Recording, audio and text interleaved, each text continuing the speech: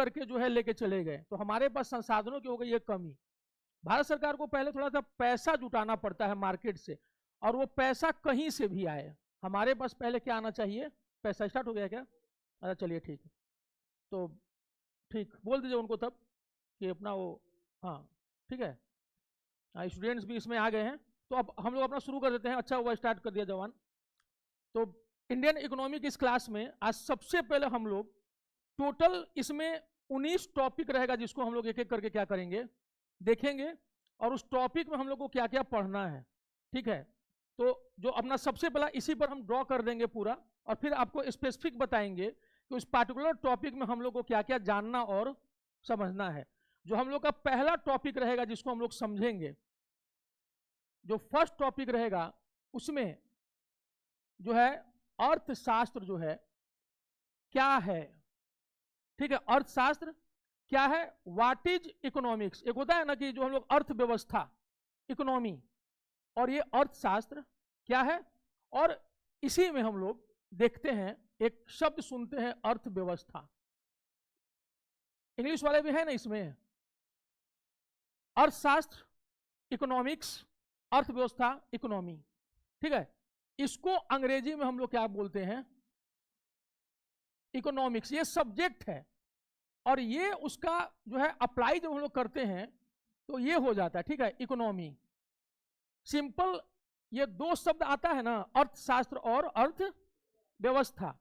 जब हम लोग थ्योरेटिकल पोर्शन देखते हैं तो डेट इज अर्थशास्त्र यानी इकोनॉमिक्स। जब हम उसको प्रैक्टिकली अप्लाई करते हैं तो वो क्या बन जाता है, अर्थव्यवस्था यानी कि इकोनॉमी। तो पहला वाला जो है शब्द कि अर्थशास्त्र क्या है, अर्थशास्त्र एक विषय है जिसकी हम पढ़ाई करते हैं कि भैया किस चीज में ग्रेजुएशन किए हो, तो सर इकोनॉमिक्स में किए हैं। उसमें तुम किसके बारे में पढ़े हो, इकोनॉमी के बारे में पढ़े हैं, यानी हम अर्थव्यवस्था के बारे में पढ़े हैं। तो पहला जो हम लोग का टॉपिक होगा उसमें हम लोग जानेंगे कि अर्थशास्त्र क्या है और अर्थव्यवस्था क्या है। अर्थशास्त्र में हम लोग दो भाग में बांट के पढ़ते हैं इसको, जो हम लोग बताएंगे आगे के हम चैप्टर्स में। एक होता है व्यष्टि अर्थशास्त्र और एक होता है समष्टि अर्थशास्त्र। हिंदी में बोलते हैं माइक्रो इकोनॉमिक्स और अंग्रेजी में बोलते हैं मैक्रो इकोनॉमिक्स। क्या है ये दोनों में अंतर, तो एक हो गया लघु अर्थशास्त्र और एक हो गया व्यापक अर्थशास्त्र। लघु वाला, माइक्रो वाला, जो छोटा वाला यानी व्यष्टि है, उसमें जैसे मान लो कि सपोज ये कोचिंग है, ठीक है, हम यहां पर एक ऑडिटर को रख दिए जो हमको बताएंगे हर महीने कि सर आपका प्रत्येक महीने में कमाई इतनी है और व्यय जो है खर्चा इतना है। इसके बारे में, सिर्फ इस कोचिंग के बारे में, इसका अध्ययन हम व्यष्टि अर्थशास्त्र में करते हैं, ठीक है। व्यष्टि में ठीक है, आप सभी लोगों को प्रणाम, कौशल वर्मा, मोहन जी, पूजा भारती और धनंजय राय, सबको नमस्कार। तो अच्छा वो हमको लगा कि सब लिख रहे हैं, सर आवाज नहीं आ रही है ठीक है। तो व्यष्टि अर्थशास्त्र क्या हुआ कि हम इस कोचिंग के बारे में सब कुछ लिखा पढ़ी कर लिए। इसको हम किसमें करेंगे, माइक्रो इकोनॉमिक्स में, व्यष्टि अर्थशास्त्र में छोटे स्तर पर। जब हम पूरे बिहार की अर्थव्यवस्था का अध्ययन करेंगे, जब हम पूरे भारत की अर्थव्यवस्था का अध्ययन करेंगे, और जब हम पूरे दुनिया की अर्थव्यवस्था का अध्ययन करेंगे ना, समष्टि अर्थशास्त्र में, मैक्रो इकोनॉमिक्स। ये क्लियर हुआ कि व्यष्टि का अध्ययन हम छोटे लेवल पर करते हैं और समष्टि का अध्ययन हम बड़े लेवल पर। जब हम लोग इस टॉपिक में जाएंगे तो हम बताएंगे अर्थव्यवस्था। अर्थव्यवस्था के कई प्रकार होते हैं। जैसे हम लोग पढ़ते हैं कि जब देश आजाद हुआ था भारत, तो एक तरफ अमेरिका की पूंजीवादी अर्थव्यवस्था थी, जो उसका कैपिटलिस्टिक इकोनॉमी, वो क्या है। दूसरी तरफ हम लोग देखे थे सोवियत संघ का जो है समाजवादी अर्थव्यवस्था। हमने दोनों के बीच के रास्ते को अपनाया और मिश्रित अर्थव्यवस्था बन गए। थोड़ा सा अमेरिका का ले लिया और थोड़ा सा पूर्व सोवियत संघ का ले लिया, अब बन गए मिश्रित इकोनॉमी। यानी अर्थव्यवस्था को हम लोग पूंजीवादी, कैपिटलिज्म, समाजवादी, सोशलिस्ट और मिक्स्ड इकोनॉमी यानी मिश्रित अर्थव्यवस्था के रूप में भी देख सकते हैं। देख सकते हैं कि नहीं देख सकते। पूंजीवादी में पैसा जिसके पास रहेगा ना और स्किल, वो आगे बढ़ेगा। समाजवादी में जबरदस्ती सबको बराबर रखा जाएगा कि इसमें सरकार आगे बढ़ करके समाज के लिए करती है। इसमें जो आलसी लोग हैं ना वो फायदे में रहते हैं और मेहनती लोग रोते हैं। यही कारण है कि मेहनती लोग भी धीरे धीरे काम करना छोड़ देते हैं, और आलसी तो आलसी रहता ही है, उसको तो बैठे बैठाए सरकार से मिल रहा है। यही कारण है कि भारत सरकार ने दोनों के बीच का अपनाया, ठीक है, क्योंकि हमारे यहाँ की अधिसंख्य जनसंख्या गरीब थी, पूंजीवादी अर्थव्यवस्था में ठेल दिए होते तो हमारी बड़ी जनसंख्या खड़ी ही नहीं हो पाती, उसको सरकार के मदद की जरूरत है। इसीलिए भारत ने दोनों के बीच का मध्यम मार्ग अपनाया है। इसके बाद और हम लोग अगर देखते हैं तो देखोगे कि अगर विकास के पैमाने पर देखेंगे तो कोई अर्थव्यवस्था विकसित होती है, कोई अर्थव्यवस्था जो है वो विकासशील होती है, डेवलप्ड, डेवलपिंग और अल्प विकसित, यानी कि अंडर डेवलप्ड, जो लिस्ट डेवलप, जो गरीब देश होते हैं। अर्थव्यवस्था को हम वैसे भी बांट के पढ़ सकते नहीं पढ़ सकते हैं, तो जब हम इसमें जाएंगे तो उसको भी देखेंगे। अगर हम लोग क्षेत्र के आधार पर देखें, मान लो कि जिस देश में वहां की अर्थव्यवस्था में 50% से ज्यादा योगदान एग्रीकल्चर का है, कृषि का, उस अर्थव्यवस्था को कहेंगे हम लोग कृषि अर्थव्यवस्था, एग्रीकल्चर वाली अर्थव्यवस्था। जहां के अर्थव्यवस्था में 50% से ज्यादा योगदान इंडस्ट्री का हो, उद्योग का हो, उस अर्थव्यवस्था को हम कहेंगे औद्योगिक अर्थव्यवस्था, कि यहां पर इंडस्ट्री ज्यादा है। ये सब हम लिखवाएंगे, ये सिर्फ हम अभी बोल रहे हैं पहली क्लास से।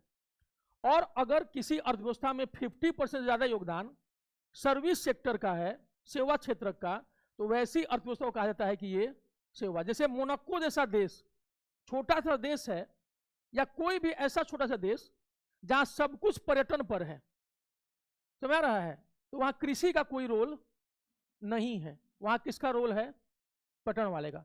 तो अर्थव्यवस्था को हम लोग जो है कृषि अर्थव्यवस्था, औद्योगिक अर्थव्यवस्था और सेवा अर्थव्यवस्था के आधार पर भी अलग अलग करके देख सकते हैं।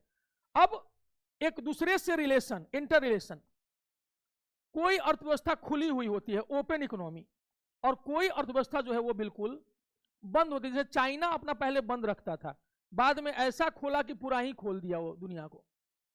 तो अर्थव्यवस्था का दो प्रकार हम लोग वहां भी क्या देख सकते हैं, बंद अर्थव्यवस्था, खुली, ओपन इकोनॉमी, और क्लोज्ड इकोनॉमी।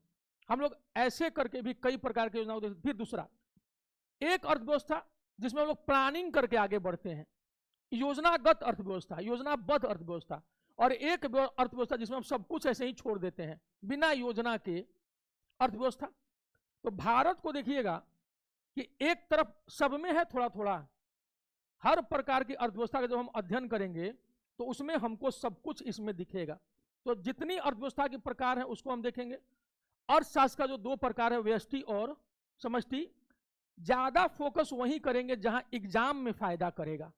ये व्यर्थ का हम निबंध नहीं लिखवाते चलेंगे, कहने का मतलब कि हमको जहां लग जाएगा कि जिसमें ज्यादा क्वेश्चन नहीं बनेगा वहां हम काम भर बता करके आप पर लोड नहीं पड़े, हम धीरे से क्या करेंगे, शिफ्ट करेंगे, ताकि आपको ज्यादा फायदा वहां हो जहां से क्वेश्चन खूब आए।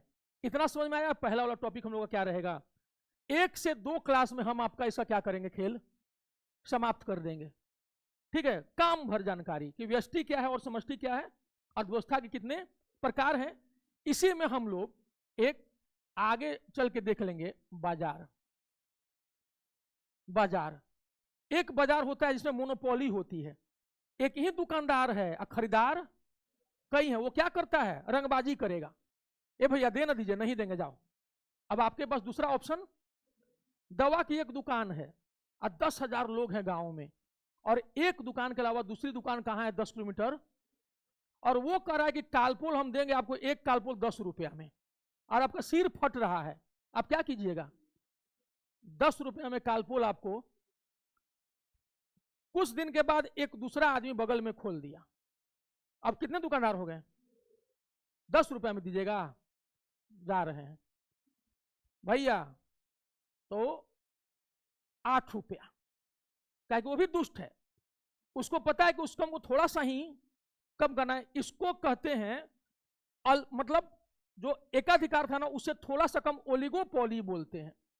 जब थोड़ा सा दुकानदार अधिक हो जाता है बेचने वाला में, एक से ज्यादा, तो अब जो है अल्पाधिकार, यानी कि पूरा नहीं है लेकिन थोड़ा सा अभी भी कुछ लोग उस पर कब्जा क्यों है। और जिस दिन आपके गांव में 10 दवा की दुकानें खुल जाएंगी, वो वापस से कालपोल को उतने दाम पर बेचने लगेगा जितना पर वो बिकता है, क्योंकि हमसे नहीं तो उससे, उससे नहीं तो दो लोग भी रहेंगे तो आपस में बैलेंस खेलते रहते हैं। अच्छा उतना मिल दिया, चलो हम 1 रुपया उसे सस्ता कर देते हैं, यानी अभी भी आपका नुकसान हो रहा है। लेकिन जिस दिन विक्रेता ज्यादा हो गए उस दिन क्रेता को फायदा होना शुरू होता है। समझ में आ रहा है? तो बाजार के भी कई प्रकार होते हैं, हम लोग वो भी पढ़ेंगे किस चैप्टर में, पहले। दूसरा वाला जो हम लोग का चैप्टर आएगा, सेकेंड नंबर चैप्टर, इसमें जो टॉपिक रहेगा आर्थिक समृद्धि और प्लस आर्थिक विकास।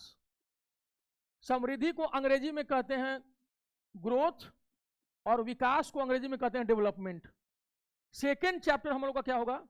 Economic growth and economic development, दूसरा चैप्टर, इसको पढ़ेंगे। ठीक है, ये क्या है? जो इकोनॉमिक ग्रोथ है वो सिर्फ देश में बताता है कि जीडीपी कितना बढ़ गया, यानी उत्पादन जो है वो देश में कितना बढ़ा, इसी से रिलेटेड एनएनपी, ठीक है, आपका नेशनल इनकम कितना बढ़ गया, ये ना मात्रा को बताता है, मात्रा को। मान लिया कि 10% लोग भारत में खूब उत्पादन कर रहे हैं और 90% लोग भूखमरी से मर रहे हैं, ये बताएगा आर्थिक समृद्धि कि हर साल जो है भारत में इतना उत्पादन हो रहा है। आर्थिक समृद्धि से असली तस्वीर का पता नहीं चलता है कि आखिर मान लीजिए कि आपके घर में 10 लोग हैं, एक आदमी जो है 1 लाख रुपया महीना कमा रहा है, अब बाकी 9 को बैठे खा रहे हैं। महीना में ग्रोथ क्या दिख रहा है? 10,000 रुपया प्रति व्यक्ति आए हैं, क्योंकि एक अकेले कितना कमा रहा है, अब बाकी 9 को उस पर जो है कर रहे हैं। तो इनकम कितना हुआ? 10,000 रुपए घर की। अरे बाप रे, वो सब बापूत कमाता है रे, नहीं देखो ही 10,000 रुपया। अब उसके घर की स्थिति क्या है? एकदम सॉलिड।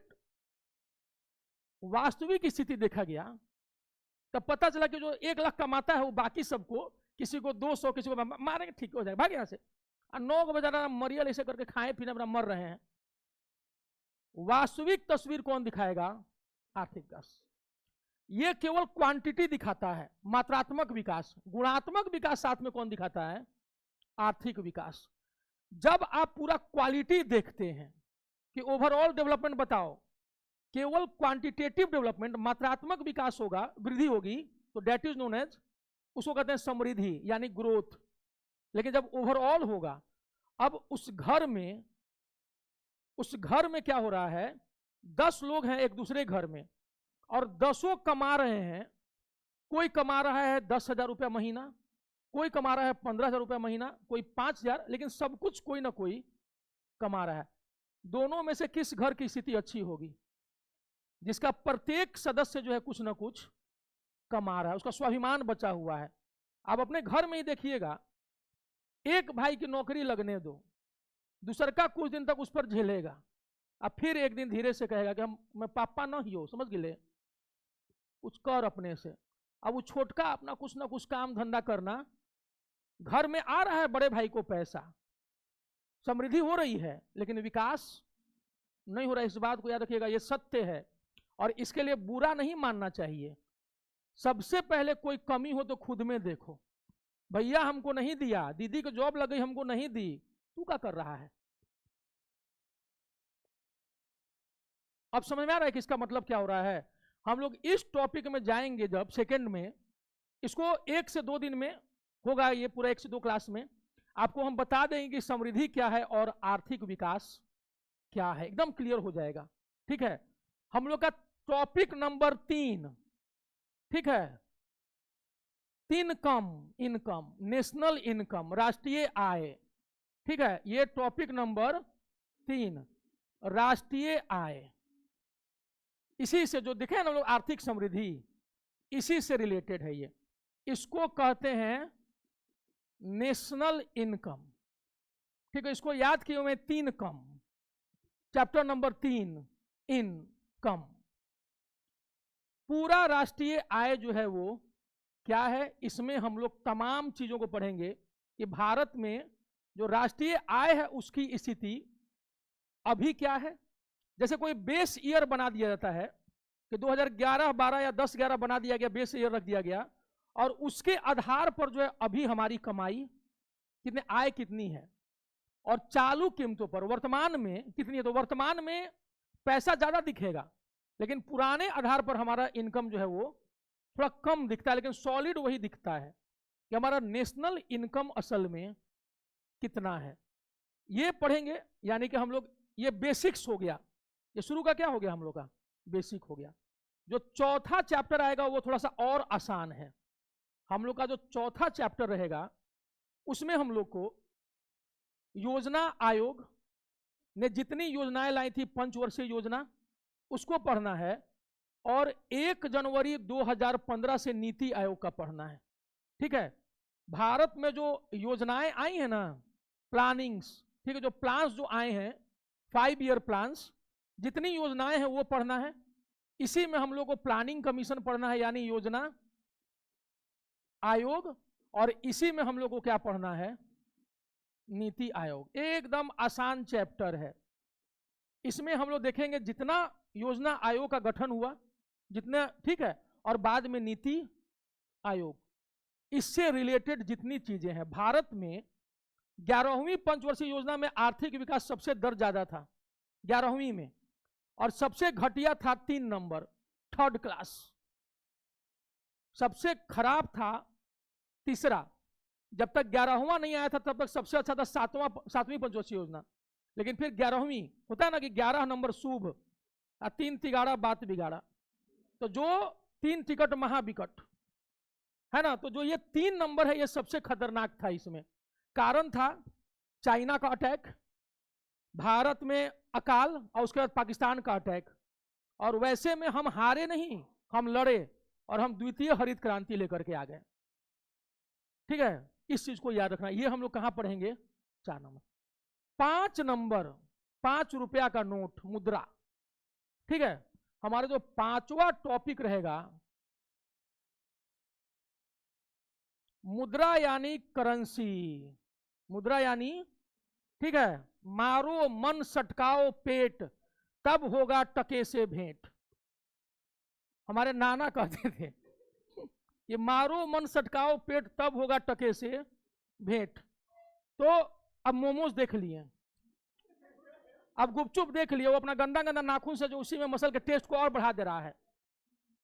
अब मान लो कि मन कड़ा कर लिए, बढ़ गए आगे, तो पॉकेट में 10 रुपया बच गया, 20 रुपया। अब मन कड़ा नहीं कर पाए तो 20 रुपया खा लिए, 5 मिनट बड़ा अच्छा लगा, और उसके बाद खाली हो गया।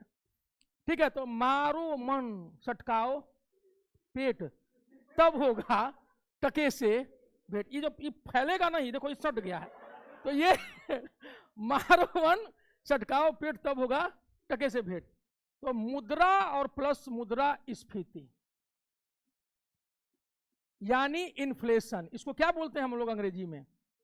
इसी में हम लोग तमाम प्रकार देखेंगे, करेंसीज का प्रकार देखेंगे, कि जैसे स्थानापन्न मुद्रा, transferable money, plastic money, near money. ये सब कुछ नियर मनी होता है, जिसको हम लोग कहते हैं कि करीबी मुद्रा। करीबी मुद्रा क्या हुआ, मान लीजिए कि आपके पास मुद्रा का मतलब क्या हुआ, नोट या सिक्का, एकदम सीधे वास्तविक मुद्रा बोलते हैं उसको, क्या बोलते हैं, रियल मनी। रियल मनी हो गया, 10 रुपए का नोट है, गए कुछ खरीद लिए। जो नियर मनी है, नजदीकी यानी करीबी मुद्रा, वो क्या होता है, आपका सारा वास्तविक मुद्रा क्या हो गया, साफ। अब बचा, अब पतिदेव जो है वो डुबा दिए हैं सारा मुद्रा। अब घर में खाने के लिए कुछ नहीं है, तो पत्नी को देख रहे हैं। अब पत्नी से ज्यादा वो उसे कभी कान में देख रहे हैं, कभी वो हार को देख रहे हैं, तो बहुत करीब से देख रहे हैं करीबी मुद्रा को। अब उनका कहने का मतलब है कि सुना ना, दका अब उतार दो, उसको कहते हैं करीबी। तो जब हम लोग मुद्रा पढ़ेंगे ना, तो केवल वही मुद्रा नहीं जो हम लोग जानते हैं, तमाम तरह की मुद्राएं जो है वो इसमें, इसी में एटीएम भी पढ़ेंगे, मतलब बाद में भी पढ़ सकते हैं, किसी में भी, इसमें भी दे सकते हैं, डिजिटल मनी में भी हम इसको पढ़ सकते हैं, एटीएम में। बाद में बैंकिंग चैप्टर उसमें पढ़ेंगे। और मुद्रा स्फीति यानी भारत में या कहीं भी दुनिया के देश में अर्थव्यवस्था के लिए मुद्रा स्फीति बहुत जरूरी है। अगर थोड़ी थोड़ी महंगाई नहीं बढ़ेगी ना, तो मजा नहीं आएगा। मकान मालिक को लगेगा 3 साल के बाद भी आया महाराज, अभी भी आप उतने किराया दे रहे हैं, थोड़ा बढ़ाइए 10%। भारत सरकार ने रेंट का नियम बनाया हुआ है कि 3 साल तक मकान मालिक किराया नहीं बढ़ा सकता है। अगर आपका और ये होता है साथ में अग्रीमेंट होता है तो मकान मालिक 3 साल तक किराया नहीं बढ़ाएंगे। चौथे साल वो पूरे किराए का 10% बढ़ाने के उनके पास अधिकार होगा। यानी कि मान लो कि अगर हम अभी 30 दे रहे हो 30,000, तो 3 साल के बाद वो हमसे कहेंगे कि भाई अब आपको 33,000 देना, और हम मना नहीं करेंगे क्योंकि ये माना गया कि 3 साल में 10% इन्फ्लेशन हो गया है। ठीक है, इसी रफ्तार से मार्केट अपने को ढालता है। ऑटो वाला आज से 3 साल पहले गोला रोड मोड़ से गांधी मैदान का 18 रुपए था कोरोना के टाइम में, अब 30 रुपया है। 3 साल में 18 रुपया का होना चाहिए था 20 रुपया नियम से, वो कहां पहुंचा दिए हैं सब 30 रुपया। अब रात थोड़ा हो जाए 9 बजने के बाद जाइए तो वही 8 के 40 बोलेगा, समझ रहा है। तो बाजार अब क्या होता है, उसमें ग्राहक नहीं देंगे 30 रुपया, 25 देंगे, वो नहीं ले जाएंगे आपको। अब बाजार रगड़ा घिसी कर रहा है एक दूसरा से, और वो अपने हिसाब से वो मुद्रा के मूल्य को क्या कर देता है, बैलेंस कर देता है। देंगे नहीं देंगे, नहीं देंगे देंगे, करते करते आदमी एक दिन अब मान लेता है कि यार इतने देना है। धीरे धीरे फिर ऑटो वाला कुछ साल में देखेगा अब थोड़ा सा और बढ़ाया जाए। तो मार्केट अपने आप को मुद्रास्फीति के हिसाब से सेट करता। यहां जो हम लोग बाजार देखे हैं ना, उसका भी संबंध कहां जाएगा, यहां जाएगा। तो मुद्रा के कितने प्रकार हैं ये हम लोग सब देख लेंगे। अभी बताया ना कि नियर मनी क्या होता है, करीबी मुद्रा समझ में आ गया। जब पतिदेव करीब से जब आपके गले में देखने लगे कान पर, तो आपको समझ में आ जाना चाहिए कि अब जो है ई गया। ठीक है, तुम ही ना कहती थी कि आड़े वक्त में काम आएगा, बनवा दीजिए तो लाओ, ठीक है, तो आपका बिकवा देगा वो मुद्रास्फीति के में। 6ठा नंबर, ठीक है, 6th नंबर और आसान है, बैंकिंग। बैंकिंग यानी कि भारतीय बैंकिंग व्यवस्था, आप इसको पूरा लिख सकते हैं, भारतीय बैंकिंग व्यवस्था। इस वाले चैप्टर में हम लोग क्या क्या पढ़ेंगे, अभी समझ में आ रहा है ना।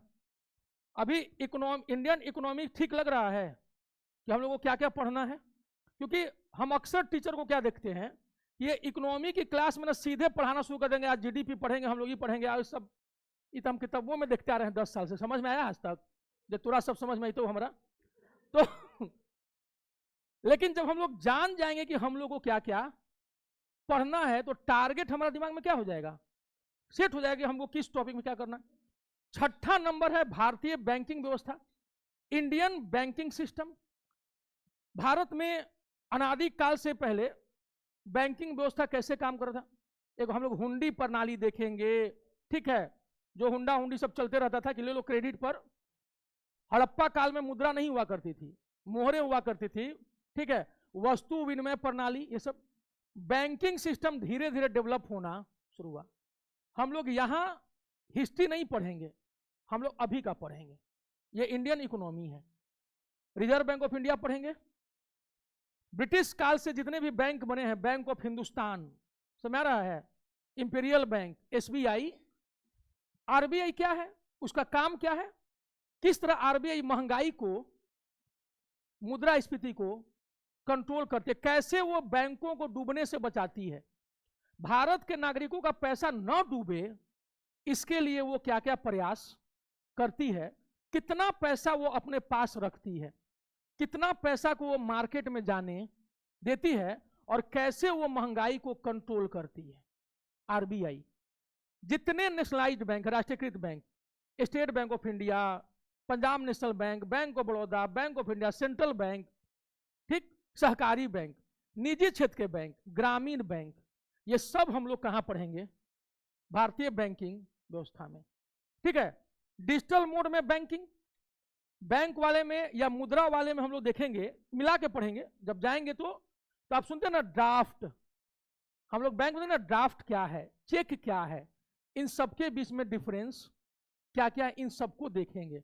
ठीक है, तो सब कुछ हम लोग का क्लियर होता जाएगा। जब हम लोग जाते हैं बैंक में और वो बोलता है कि ड्राफ्ट बनवाओ, DD, demand draft, cheque, cross cheque क्या है, ये सब हम लोग समझना चाहेंगे कि आखिर बैंक काम कैसे करती है और वो कैसे हम लोग का सारा कुछ कि चेक क्या होता है, डिमांड ड्राफ्ट क्या होता है, ऑटोमेटेड टेलर मशीन जो एटीएम है वो क्या है, क्यों हमारा जो अभी कौन सा जो है डिजिटल मोड का पेमेंट वाला बंद हो गया है, पेटीएम, पेटीएम होता था ना पेटीएम, अभी पेटीएम क्या हो गया है, बंद हो गया है, क्यों बंद हुआ है, ठीक है, इसके पीछे क्या क्या कारण रहे हैं, कोई बैंक क्यों दिवालिया हो जाता है, आखिर अमेरिका जैसे विकसित देश के दो बड़े बड़े बैंक कैसे डूब गए, ठीक है।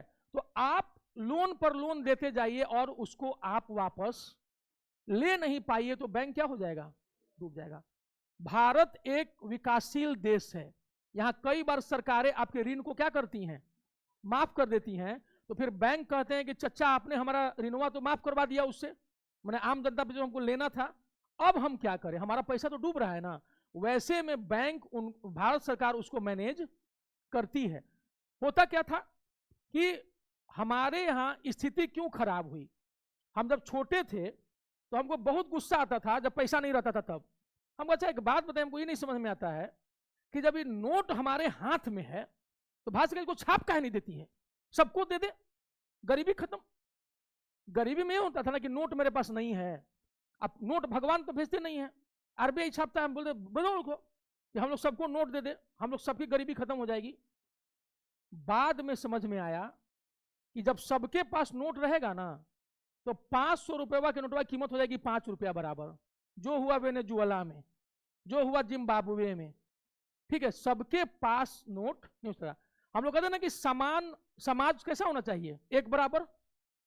तो फिर भारत सरकार से पूछना चाहिए ना कि आप लेवल 2 का पोस्ट काहे बनाते हैं, या लेवल 7 या लेवल 8, आप सबको बराबर रखिए, आईएएस को भी रखिए लेवल 10 में, और चपरासी को भी रखिए लेवल 10 में। तो आप कहते हैं कि समाज में भेदभाव है, आप नहीं कर रहे हैं, किसी को चपरासी बना के, किसी को कलेक्टर बना के। कभी देखा है कलेक्टर को पानी लाते हुए चपरासी के लिए, कलेक्टर साहब उठे, अच्छा चपरासी गेट पर खड़ा है, डीएम इधर आओ, जी सर पानी लेके आओ सर। इस भेदभाव को कहते हैं ना कि सामाजिक भेदभाव, अभी नहीं है।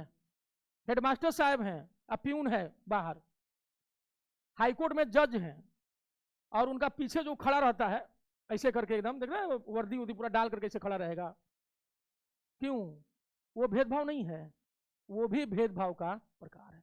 ये भेदभाव कभी नहीं मिटेगा, क्यों नहीं मिट, तो फिर कैसे हम लोग इसको कम करें, योग्यता के आधार पर। आप कितने भी गरीब हैं, अगर आप योग्य हैं तो आप उस जगह पर जाकर, आप यूपीएससी का एग्जाम निकाल लीजिए, सिविल सर्विसेज का, बन जाइए आईएएस अधिकारी, और आप सो कॉल्ड बहुत बड़े समाज के उच्च जाति के हों, और आप नहीं पढ़ेंगे तो आप क्या बनेंगे, चपरासी, वहां एकदम क्लियर कट। तो डिपेंड, अब तो कैसे समानता आ रही है कि आप अगर योग्य हैं तो आपको ऊंचा स्थान मिलेगा, इस टाइप की समानता। कि तुम में पहले क्या होता था कि आप कितने भी योग्य हो आपको ऊपर उठने दिया ही नहीं जाता था, अयोग्य गद्दी पर बैठता था जो इनकैपेबल होता था। लेकिन अब वो चीजें नहीं है, राजा का बेटा राजा। अभी भी देख लीजिए डेमोक्रेसी में क्या है, जो मुख्यमंत्री रहेगा उसी का बेटा मुख्यमंत्री बनना चाहेगा, दूसरा को मौके नहीं देगा, वो बाकी सबका कैरियर बर्बाद करेगा, भले वो अपनी ही जाति का क्यों ना, चुनाव नहीं लड़ने देगा, उसको टिकट ही नहीं लेने देगा कि मेरा बेटा का आगे चल के दुश्मन हो गया तब, इसलिए वो आपको टिकट ही नहीं लेने देगा, आप रोते रहिए कितने भी बड़े नेता रहिए। भारतीय बैंकिंग व्यवस्था ये हो गया। अब हम लोग इसके आगे जाते हैं। ये चैप्टर थोड़ा सा हम लोग को ईमानदारी से पढ़ना पड़ेगा। ये हमारा बैंक आ गया ना, कि जो इतने काबिल बनते हैं इनके पास पैसा कहां से आता है, ठीक है। यहां पर ये है वित्तीय बाजार, वित्तीय बाजार, इसी में हम लोग पढ़ेंगे शेयर मार्केट, ठीक है, फाइनेंस मार्केट, इसमें हम लोग क्या पढ़ेंगे, शेयर मार्केट। भारत में पहला share market stock exchange Bombay में खुला था 1875 में, ठीक है। नेशनल स्टॉक एक्सचेंज फिर आया, बहुत सारी चीजें, मगध स्टॉक एक्सचेंज है, इन सब के बारे में पढ़ेंगे। इसके अलावा इसमें हम लोग पढ़ेंगे इंश्योरेंस यानी बीमा के बारे में। इंश्योरेंस सेक्टर जो LIC सब देखते हैं ना, यानी इंश्योरेंस को हिंदी में क्या कहते हैं, बीमा। ठीक है, बीमा भारती नहीं, बीमा, ठीक है। तो वित्तीय बाजार, शेयर मार्केट और इंश्योरेंस, तो ये हो गया आपका शेयर मार्केट, उसमें हम लोग निवेश करते हैं। रिलायंस कंपनी धीरू भाई अंबानी वाली आज इतनी बड़ी कंपनी क्यों बनी? शेयर मार्केट के चलते। एक आदमी थे 1980 के दशक में, नाम था उनका राकेश झुनझुनवाला, है ना, राकेश झुनझुन। 1984 में उनके पास था कुल जमा 5,000 रुपया, 5,000 रुपया, और दिन भर बैठ करके कुछ ना कुछ अखबार में अपना लिखा पढ़ी कर, बीबी हट निकम्मा आदमी कहीं का। वो 5,000 रुपया लिए और जाके कहां डाल दिए? बीबी बोली कि जो भी 5,000 था इस निकम्मे ने उसको भी बर्बाद कर दिया। राकेश झुनझुनवाला अभी कुछ दिन पहले मरे हैं, अपनी पत्नी के नाम 45,000 करोड़ रुपया छोड़ के गए हैं, 45,000 करोड़ रुपया। सफर कितने रुपए से शुरू किया था? 5,000 से। राकेश झुनझुनवाला दिन दिन भर बैठ करके देखते थे कि कौन शेयर बढ़ेगा और कौन घटेगा, और वो उन्हीं शेयर को खरीदते थे जिससे उनका पैसा बढ़ता था। खरीदते गए, खरीदते गए, खरीदते गए। एक समय आया, पूरा भारत इंतजार करता था कि राकेश झुनझुनवाला कौन शेयर खरीद रहा है। वो जैसे ही खरीदते थे सब खरीद लेते थे, शेयरवा का दाम वहां चला जाता था, ठीक, निकाल के फिर निकल देते थे। तो राकेश झुनझुनवाला कहते थे कि शेयर मार्केट में जब भी धन लगाओ तो उसको भूल जाओ। 5,000 लगा दिए और अब भूल जाइए। हम उनसे प्रेरणा लिए, लॉकडाउन का टाइम चल रहा था और हम आइडिया का शेयर मिल रहा था 5 रुपया में, गरीब आदमी गरीब शेयर, तो आइडिया का हम शेयर खरीद लिए और राकेश झुनझुनवाला की तरह हम भूल गए। मेरे पास उस समय तकरीबन 1 लाख के आसपास कुछ था, डाल दिए हम आइडिया में, पूरा जो भी था गया आइडिया में। 3 महीने के बाद हमको एक याद आया कि राकेश झुनझुनवाला बोले थे, हम गए भाई देख लेते हैं कम से कम, तो देखे कि वो 84,000 पे पहुंचा हुआ है। 2-4 दिन हम बड़ी परेशान रहे, फिर वो धीरे धीरे धीरे धीरे और कम होना। राकेश झुनझुनवाला बोले थे बेटा भूल जाना, हम झुनझुनवाला के चक्कर में बर्बाद हो जाएंगे।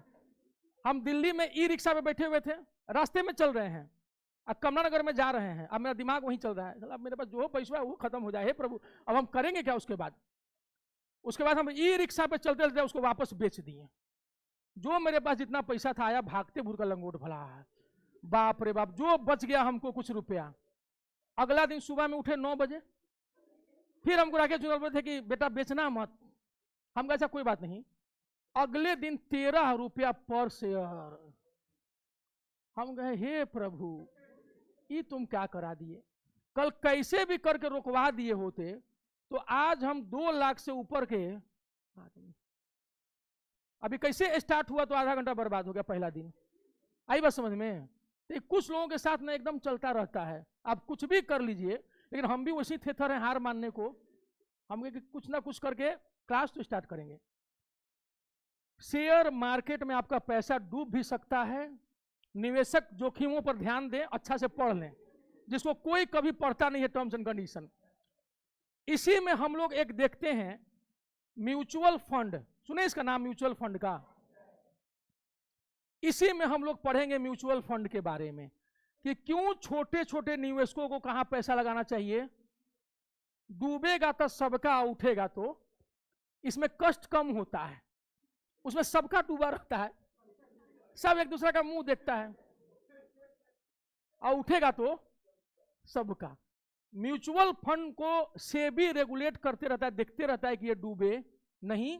तो हम लोग देखेंगे कि शेयर मार्केट को कंट्रोल करने वाली संस्था कौन है, सेबी, इसको भी हम लोग पढ़ेंगे।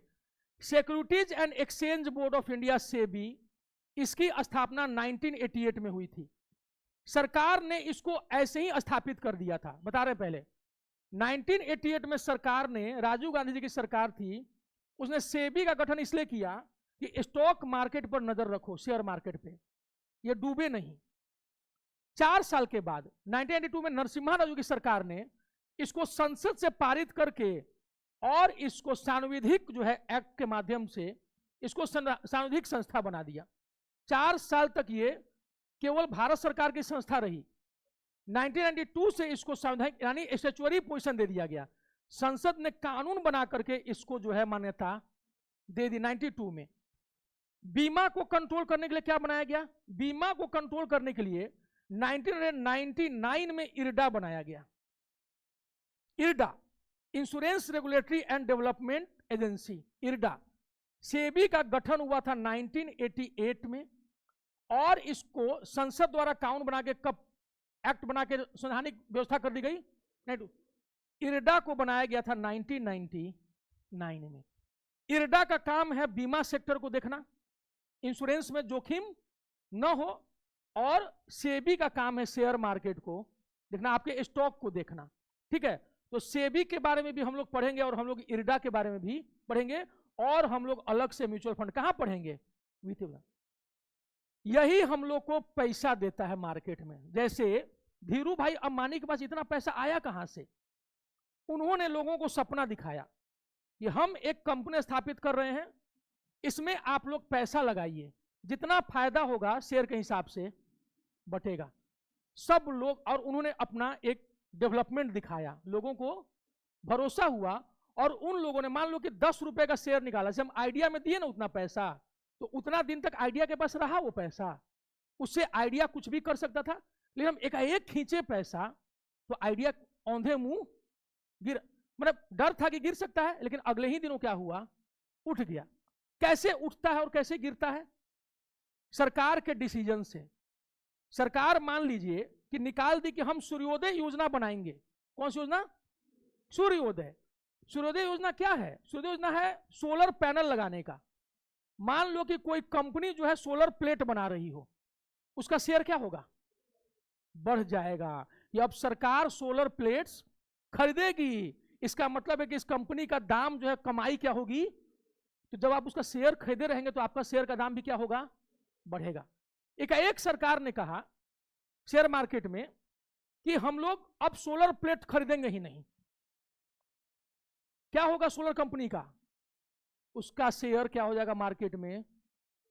कई बार सरकारें ऐसे करके भी शेयर को उठा देती हैं। और हर्षद मेहता का स्कैम याद है? एक अभी मूवी भी आई थी उस पर, मतलब ओटीटी प्लेटफॉर्म पर जो आया था ये, ठीक है, क्या था उसका नाम? 1992 स्कैम 1992। ठीक है, वो इतना बड़ा स्कैम हुआ कि एक ही बार में सब पैसा क्या हुआ? डूब गया। एक नीरव मोदी था, उस पर भी फिल्म बनी है अभी, जौहरी। नीरव मोदी भारत का 12,000 करोड़ रुपया लेकर के भाग गया, अपने मामा को भी भगा दिया, मेहुल चौकसी को। ठीक है, अब बहुत चालाकी से गेम किया, बैंक के मैनेजर से मिला, उसको भरोसा दिलाया और निकल लिया। मैनेजर साहब गए जेल और अपने वो क्या हो गया? भाग गया। इसमें शेयर मार्केट आपका क्या हो जाता है? जैसे ही इन्वेस्टर को डर लगता है कि अरे बाप रे बाप ये डूबने वाला है, तो हम लोग अपना पैसा क्या करते हैं? इसी का फायदा उठा करके अररिया में पैदा हुए थे। अररिया याद है ना? अररिया जिला, सुब्रतो राय सहारा, और साइकिल पर ये आदमी चलता था। फिर ये गोरखपुर शिफ्ट हो गया अररिया से, गोरखपुर में स्कूटर पर चलने लगा, और देखते ही देखते ये भारत के सबसे धनी आदमी में से एक हो गया। शादी किया अपने बड़े बेटे का, केवल शादी में खर्चा पता है कितना किया था? 500 करोड़ रुपया। पूरा लखनऊ क्या हो गया था? हिल गया था। और जब मरा ना अभी, तो दोनों बेटा में से कोई आगे देने नहीं आया। आते ही भारत सरकार गिरफ्तार कर लेती, क्योंकि बाप जेल में थे, सुब्रतो राय सहारा। तो जो लोग इसमें गेम करते हैं, भारत सरकार उनको क्या करती है? इसीलिए उसने क्या बनाया है? सेबी और इरडा, कि जालसाजी यहां नहीं चलेगी, आपको देश छोड़ के भागना पड़ेगा। तो होशियार लोग इसी में पैसा कमा लेते हैं। राकेश झुनझुनवाला ने कभी भी नियम नहीं तोड़ा, वो हमेशा सरकार के दायरे में रहे, और बुद्धि इतनी तेज थी उस आदमी की कि वो 5,000 करोड़ से कहां पहुंच गया? 45,000 करोड़ जब मरा तो। 5,000 रुपए से 5,000 रुपए से 45,000, आप समझ रहे हैं कहां से कहां पहुंच गया वो आदमी? 85 में मात्र 5,000 रुपया था, और कहां आ गया? इस चीज को, ये 7 हो गया, ये टोटल कितना टॉपिक हुआ, 7 हुआ। 8वां में अब हम लोग, इतना दिमाग में आ रहा है कि हम लोग को क्या क्या पढ़ना है। इसको पढ़ते ही आपका इंडियन इकोनॉमी का जो पोर्शन है वो क्या हो जाएगा, ठीक होता चला जाएगा। ये हम लोग लगभग 1/3, और ये सब एक दूसरे से क्या है, इंटर रिलेटेड है। इन सबको ध्यान से देख लीजिएगा।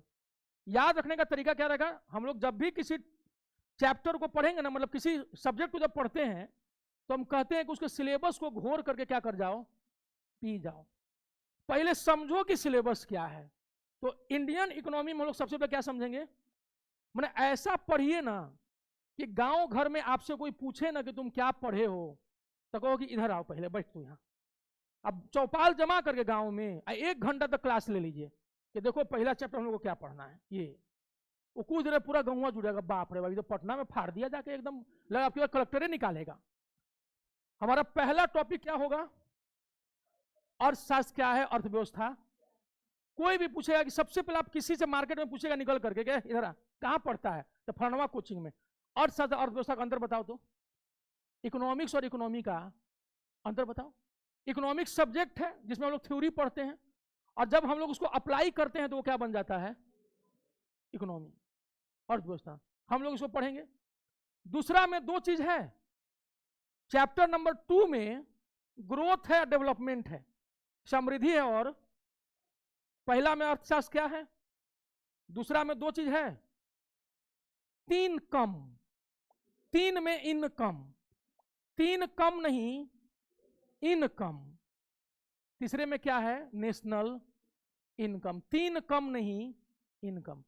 4 2 स्क्वायर, योजना आयोग, नीति आयोग, योजना आयोग इंटू नीति आयोग, मैंने स्क्वायर कर दीजिए, 4 है, 4 में कितने हैं ये, दूसरे वाले में समृद्धि और विकास है, ग्रोथ एंड डेवलपमेंट है, चौथे वाले में क्या है, योजना आयोग और नीति। 5 रुपया, 5 में क्या है, पैसा, समझ रहा है, मुद्रा और मुद्रास्फीति। जब मुद्रा की बात आ ही गई तो किसकी बात आएगी, आरबीआई, एसबीआई, जितने भी बैंक से सबकी बात हम लोग कहां करेंगे, यहां। 7 नंबर, ठीक है, वित्तीय बाजार, शेयर मार्केट, ठीक है, इंश्योरेंस, इस सब किसमें है, 7 में। 7 में सेबी है, 7 में शेयर है, 7 में स्टॉक मार्केट है, ये सब याद रहेगा। अब यहां से बढ़ेंगे हम लोग 8 में। अब थोड़ा देखा जाए, अभी तक तो आरबीआई का देख लिए ना हम लोग, थोड़ा सा इधर, अब थोड़ा सा बढ़ते हैं भारत सरकार की तरफ। उनका वित्त मंत्रालय क्या कर रहा है, 8 वित्त, ठीक है। इतना घुस रहा है दिमाग में, कैसे भी करके आपको सबसे पहले क्या रट्टा मार लेना है, सिलेबस। कि कोई पूछे तो बेटा तुमको अब आज से इंडियन इकोनॉमी पढ़ाएंगे, तुम सुनो। और जितना रूममेट है सब आपका भागना, अरे बाप रे भाई पढ़ाने लगा रहे हम लोग को, ठीक है, ऐसे पढ़ना है, समझ में आया, ताकि इंडियन इकोनॉमी में क्या लगने लगे आपको, मजा आने लगे। अभी समझ में आ रहा है, अभी बोर नहीं ना हुए हैं कि इंडियन इकोनॉमी से होता है ना कि डर लगने लगता है, मत डरो। इसका नाम धागा खोल दिया जाएगा। कि धोनी ने क्या कर दिया, धागा खोल दिया जी।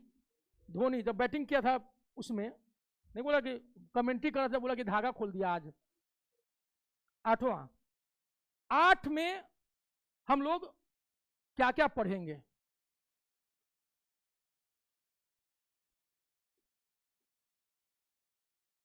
लोक वित्त यानी पब्लिक फाइनेंस। पब्लिक, इसमें बताते हैं क्या क्या पढ़ना है। पब्लिक फाइनेंस, लोक वित्त,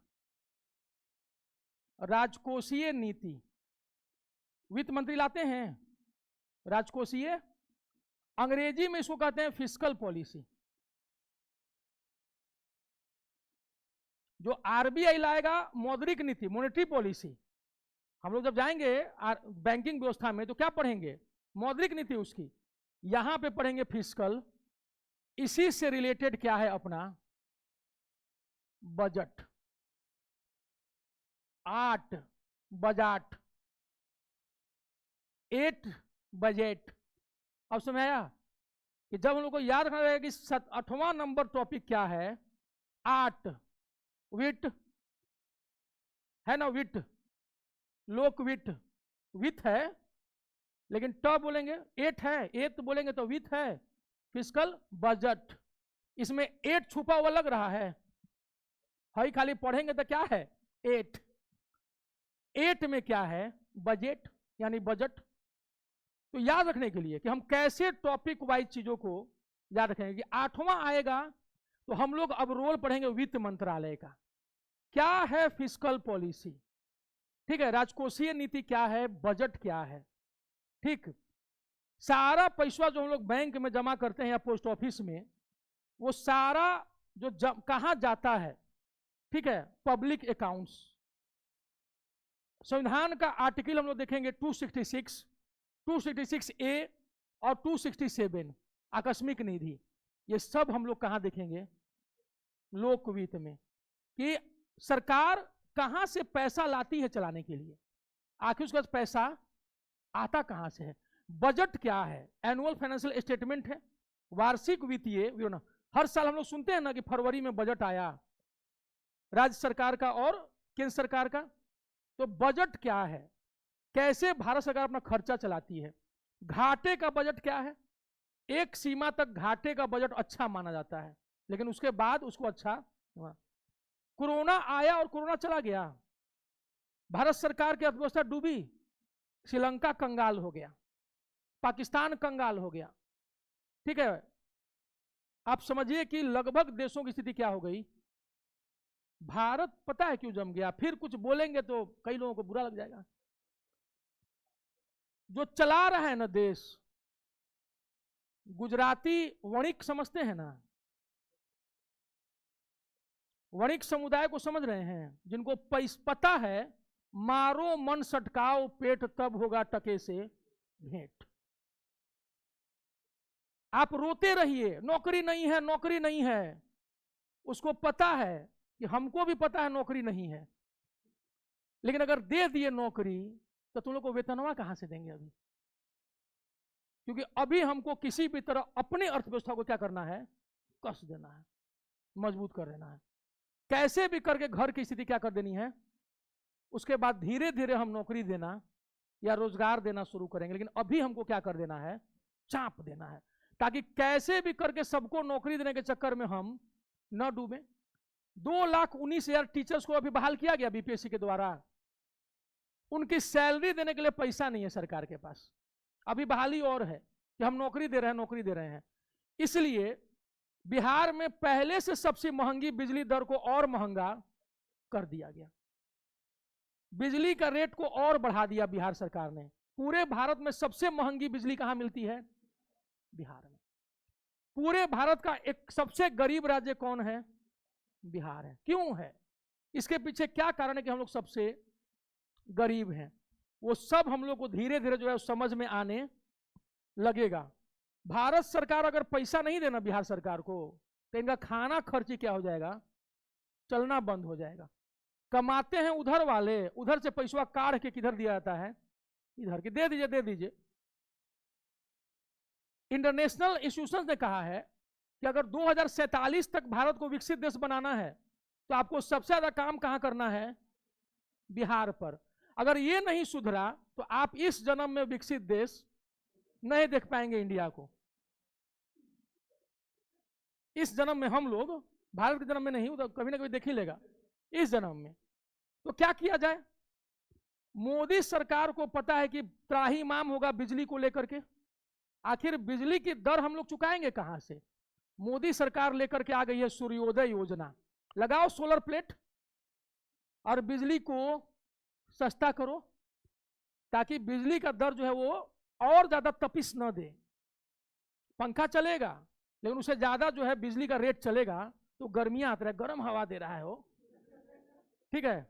ये सब 8वां में हम लोग क्या पढ़ेंगे, बजट। 9 में क्या है, नौकर, कर, टैक्स।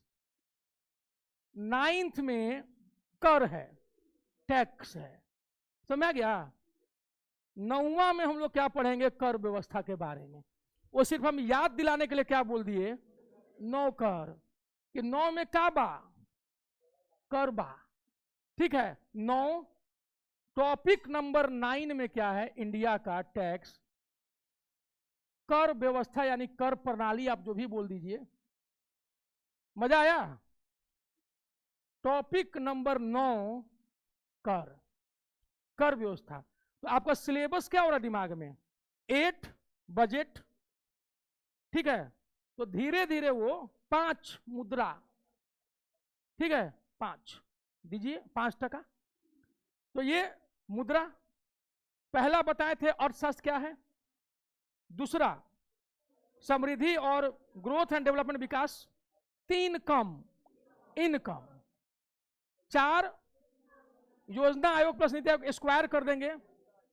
चौथा में 5वां मुद्रा, ठीक है। छठा बैंकिंग है ना, आरबीआई, ठीक है, एसबीआई, ये सब किसमें है? 7वां में उसी से सटा हुआ शेयर मार्केट, बीमा। बैंक और बीमा नहीं होता है, एक तरफ एसबीआई एक तरफ एलआईसी। पहली बार जनवरी में इस साल एलआईसी का कैपिटल जो था, पूंजी, वो एसबीआई से भी ज्यादा हो गया। पहली बार एलआईसी ने देश का सबसे वैल्यूएबल पीएसयू होने का दर्जा प्राप्त कर लिया, पब्लिक सेक्टर अंडरटेकिंग। हम लोग पढ़ते हैं ना कि जिसमें सरकार का 51% शेयर रहता है, उसको पीएसयू कहते हैं, सार्वजनिक उपक्रम, पब्लिक सेक्टर। सबसे बड़ा पीएसयू भारत का था से SBI, state bank of India क्या था? सबसे बड़ा सार्वजनिक उपक्रम भारत सरकार का। एलआईसी उसको पीछे छोड़ दिया। यानी आज की तारीख में एलआईसी के पास एसबीआई से भी ज्यादा पैसा है। यानी लोग अब बैंकिंग से ज्यादा पैसा कहां लगा रहे हैं? इंश्योरेंस सेक्टर में, खुद को इंश्योर कर रहे हैं, ठीक है। तो ये चीज। अब आगे कर व्यवस्था।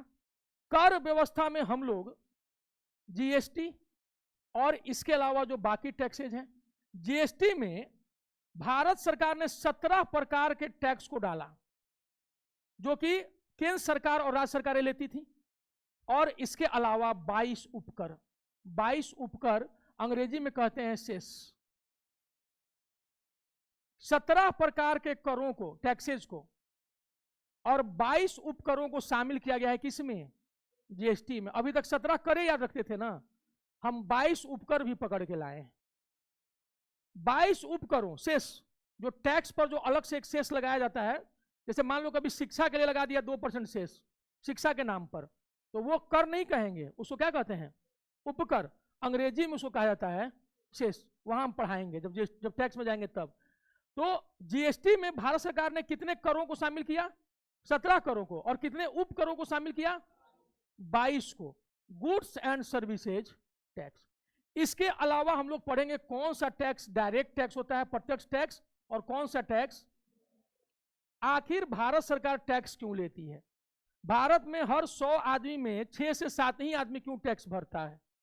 एक नियम है कि जब हर 100 में 15 आदमी टैक्स देने लगेगा, आप विकसित देश बन जाइएगा, आपको किसी से भीख मांगने की जरूरत। तब हम लोग को पटना मेट्रो बनाने के लिए जापान से पैसा नहीं लेना पड़ेगा। समझ में आया? क्योंकि लेकिन हमारे यहाँ टैक्स लोग क्या करते हैं, किसी तरह चुरा लेते हैं। वो टैक्स देना नहीं चाहते हैं, सरकार के पास पैसा नहीं होता। सरकार क्या करती है? मजबूरी में कभी अमेरिका से, कभी जापान से, कभी जर्मनी से, कभी वर्ल्ड बैंक से, कभी आईएमएफ से पैसा। और जब वो पैसा देते हैं तो वो चाहते हैं कि आप अपनी नीति कैसी बनाएं, उन्हीं के अनुसार बनाएं। ये एक बड़ी समस्या हो जाती है कि हम लोग उसके साथ झुकना पड़ता है। तो ये चीज 9 में हम लोग क्या पढ़ेंगे? कर। याद रहेगा कि हम लोग का 9वां टॉपिक क्या है? अभी समझ में आ रहा है कि इकोनॉमी को हम लोग कैसे देख रहे हैं, कि कितना जरूरी होता है सिलेबस को समझना। कि हम लोग जब सबको प्यार से समझ जाएंगे ना ये सारी चीजों को, तो धीरे धीरे जो है हम इकोनॉमी किसी को क्या कर पाएंगे? पढ़ा पाएंगे। मतलब पढ़ो ऐसा कि हम किसी को पढ़ा सके। तो सबसे पहले तो जब किसी को पढ़ाना है तो आपको क्या रट्टा मार जाना है? सिलेबस। और इंडियन इकोनॉमी देखते ही देखते आपके लिए क्या हो जाएगी? आसान। अभी तक लग रहा है ना, अब धीरे धीरे लगने लगा कि हम लोग इकोनॉमी को चाप रहे हैं। ठीक, अब आते हैं 10, 11 और 12। 10, 11, 12, 10, 11 और 12। अर्थव्यवस्था का हम 3 प्रकार बताए थे। इसमें अब हम लोग क्या पढ़ेंगे, यानी एग्रीकल्चर 10 नंबर, उद्योग, इंडस्ट्री और सेवा, सर्विस, ये 3 हो गया। कृषि यानी अग्री कल्चर, उद्योग, इंडस्ट्री और सेवा यानी सर्विस। कृषि समझ में आ रहा है? भारत एक कृषि प्रधान देश है। यहां के 49.9% लोग, नया आंकड़ा 50% से अब कम हो गया है, लोग कृषि में लगे हुए हैं। यानी आधे लोग क्या कर रहे हैं भारत में, और पूरे जीडीपी में ये कितना योगदान दे रहे हैं, 18.8। आधा लोग मिल करके 5वां हिस्सा भी नहीं दे रहे हैं पूरे जीडीपी का। यही कारण है कि हमारी कृषि क्या है, पिछड़ी हुई है। मान लो कि अगर किसी घर में 100 रुपए आ रहा है हर महीना, तो घर के आधे लोग जिस काम में लगे हुए हैं ना, उससे 20 रुपया भी नहीं आ रहा है। इसका मतलब है कि वो काम फायदे वाला काम, लेकिन दिक्कत क्या है ना कि अगर नहीं कीजिएगा तो मर जाइएगा। अब आखिर समस्या कहां है, समस्या कहां हम बता रहे हैं। किसानों के पास पैसा होना चाहिए कि नहीं होना चाहिए, होना चाहिए ना। इसलिए गेहूं और चावल और दाल जो है महंगा खरीदना चाहिए, खरीदना चाहिए कि नहीं खरीदना चाहिए, नहीं। अब समझ गया कि समस्या कहां है। जब गेहूं, चावल और दाल, सब्जी, समझिएगा आप लोग, सब्जी और बाकी चीजें जब खूब महंगी बिकेंगी तो किसान हमारा क्या होगा, धनी। और जब वो खूब महंगी बिकेंगी, दाल चावल का भाव जब पता चलता है, कहा जाता है कि 2 लोगों ने प्यार किया, अब माता पिता विद्रोह कर दिया कि नहीं मत दीजिए पैसा, हम शादी करेंगे, कर लिए। 2-4 दिन ठीक बीता, जो पैसा 2-4 पैसा था इधर उधर से। अब महंगाई जो है दरवाजे पर की, खट खट, ऐ दाल लाइए ना जी, चावल आटा कल्हे से नहीं है, कैसे जिएंगे हम लोग। प्यार जो है वो खिड़की खोल के निकल जाता है। तो आटे दाल, ठीक है, आटे दाल का भाव, अब या तो किसान को आप पैसा दीजिए और महंगी सब्जी महंगा अनाज खाइए, लेकिन आपको क्या चाहिए, नहीं सब्जी का दाम, गेहूं चावल आटा का दाम बढ़ना, दूध का दाम नहीं बढ़ता। मान लीजिएगा आप दूध का दाम नहीं बढ़ाएंगे तो जो खटाल वाले हमारे भाई लोग हैं ये क्या करेंगे बेचारे, फिर वही करेंगे जिसके लिए आप फिर बोलने लगते हैं कि व्यवस्था में दिक्कत आ गई है। दूध में पानी, पानी में तो क्या, तो अर्थव्यवस्था को गतिमान रखने के लिए क्या करेगा बेचारा, मिलाएगा। आप दे ही नहीं रहे हैं उसको पैसा, आप चाह रहे हैं कि दूध का दाम भी ना बढ़े, ठीक है, तो क्या करेगा। तो ऐसी स्थिति में दिक्कत है कि नहीं है, उसी दिक्कत को हम लोग यहां देखेंगे एग्रीकल्चर में। जब भारत स्वतंत्र हुआ था तो हम लोग 23 करोड़ के आसपास थे, क्योंकि बाकी सब चला गया था पाकिस्तान में। माने टोटल थे मिलाकर के हम लोग 38 करोड़, 38 करोड़। और जब लोग अलग हुए तो हम लोग बचे 23-25 करोड़ के आसपास, मान लो लमसम। आज हम लोग हैं 142 करोड़। आज जमीनवा कितनी हो गई है, वही है, आज भी वहां पर 2.42 है। हम लोग हो गए हैं 18%, 19% दुनिया के। आज जमीन कितनी है, तो जमीन उतने हैं, हम लोग उतना में हो गए हैं। अब हम लोग को चाहिए कि ट्रेन में रिजर्वेशन नहीं मिलता है, होली के टाइम में आ नहीं पाते हैं, ठीक है। ऐसी स्थिति में क्या किया जाए, तो इसको सुधारने के लिए क्या करना पड़ेगा। बहुत सारी समस्याएं हैं कृषि की जिसको हमको दूर, इसी में हम लोग पढ़ेंगे हरित क्रांति, ग्रीन। एमएस स्वामीनाथन जिनकी अभी मृत्यु हुई, क्या काम किया उन्होंने वो जानेंगे। द्वितीय हरित क्रांति क्या है, क्या ये आया भी है कि अभी आने वाला है, या आया भी है तो कहां कहां आया है, इसको देखें। कृषि में क्या समस्याएं हैं, कैसे दूर करेंगे, क्या इसका यांत्रिकरण करके मशीनीकरण करके इसको हम बढ़ा सकते हैं। 11वें नंबर पर क्या है, उद्योग। यानी 10, 11, 12 याद रहेगा, तीनों अर्थव्यवस्था का सेक्टर, तीनों 10 कृषि, 11 उद्योग। उद्योग जो है हमारा द्वितीयक सेक्टर है, सेकेंड, इसको सेकेंडरी सेक्टर बोलते हैं। और तीसरा जो है अपना सेवा।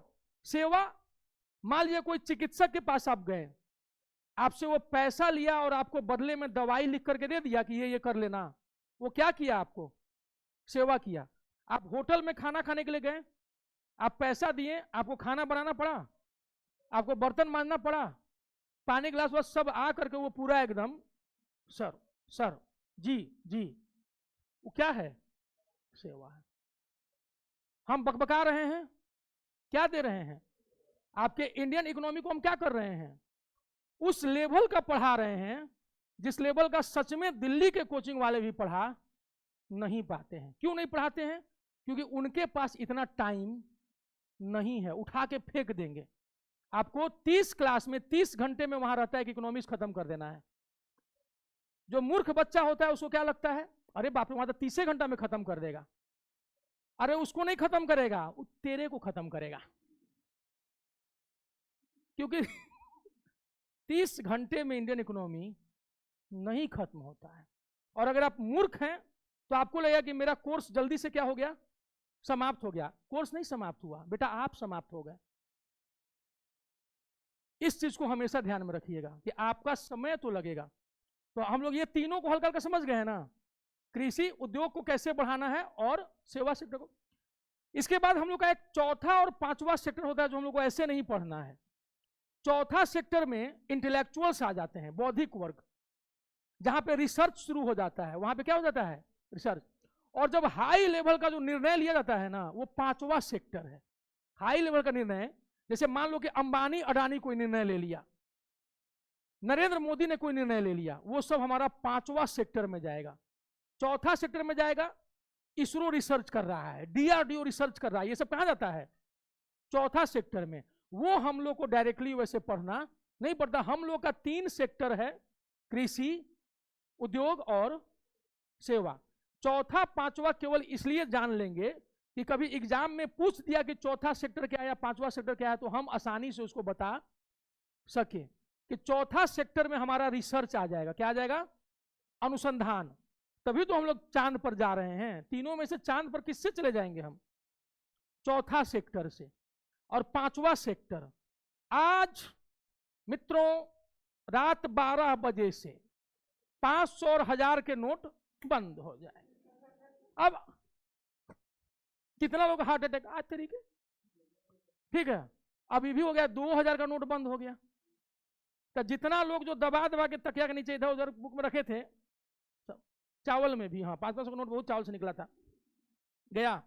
अब हम लोग अगले पे जाएंगे, ठीक है। अभी तक हम लोग का कितना खत्म हो गया? 12। हम 19 बताए थे ना, उधर का 6 और इधर का 6, 13, 14, 15, 16, 17, 18, 19 देख लेते हैं जल्दी जल्दी। 13 में क्या है? भुगतान संतुलन प्लस विदेशी निवेश।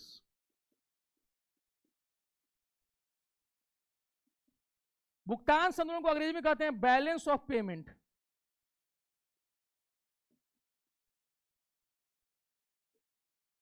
बैलेंस ऑफ पेमेंट और विदेशी निवेश, फॉरेन इन्वेस्टमेंट।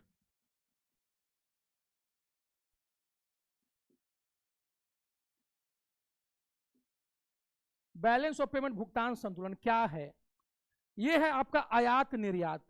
आयात, अगर आपका आयात कम होगा और निर्यात ज्यादा होगा तो भुगतान संतुलन आपके फेवर में रहेगा। बैलेंस ऑफ पेमेंट किसके फेवर में रहेगा? आपके।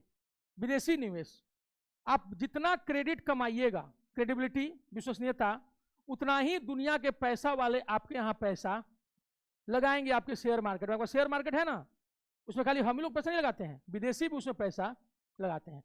और इसी में हमारा विदेशी पूंजी निवेश जो है, हम लोग तो पढ़ते हैं ना कि फॉरेक्स हम लोग का बढ़ रहा है, इतना अरब डॉलर जो है पहुंच गया है, इतना चला गया हाईएस्ट ये पर, वो सब हम लोग कहां पढ़ेंगे?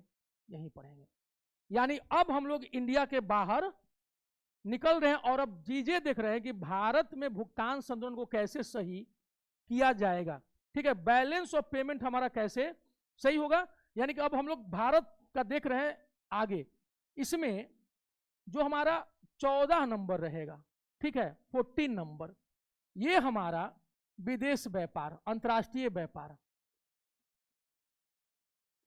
विदेशों में हम कैसा कर रहे हैं और अंतर्राष्ट्रीय समझौते।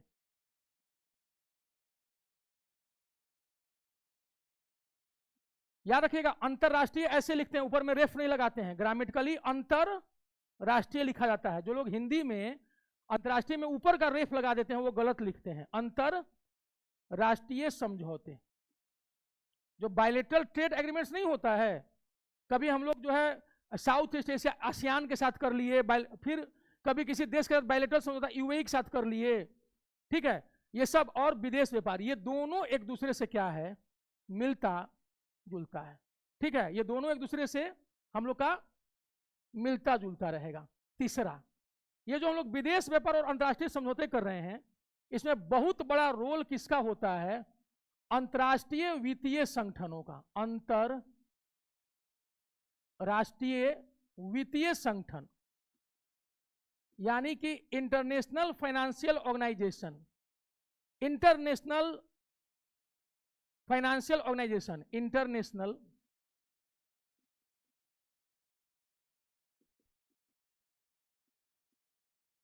फाइनेंशियल ऑर्गेनाइजेशंस,